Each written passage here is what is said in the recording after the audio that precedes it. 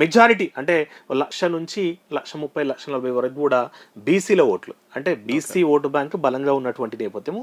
వీటితో పాటు దాదాపు 1,00,000 నుంచి 1,30,000 ఓట్లు ముస్లిం మైనారిటీ ఓట్లు కూడా ఉన్నటువంటిది. అంటే దాదాపు 2,60,000 ఓట్ల వరకు కూడా ఈ బీసీ ముస్లిం కమ్యూనిటీ మధ్యనే ఉంటుంది. మిగిలిన ఓట్లు వచ్చేసి అన్ని కమ్యూనిటీస్ ఉండే, ఓసీ కావచ్చు, ఎస్సీ ఎస్టీ, తర్వాత అన్ని వర్గాలు కూడా ఉన్నటువంటి నేపథ్యం.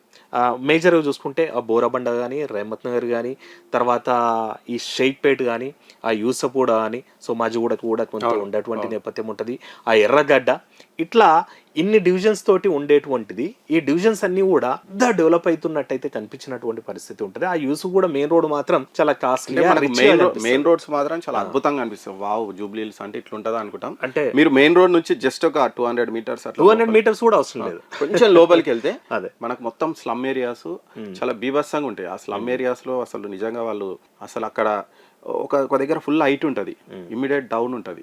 ఆ వర్షాలు వస్తే మొత్తం అదంతా కొట్టుకుపోవాల్సింది, అటువంటి పరిస్థితులు ఉన్నాయి. సరే, అది ఎట్లా ఉన్నప్పటికీ ఆ డెవలప్మెంట్ అనేది మాత్రం చాలా తక్కువ అనిపిస్తుంది మనకు.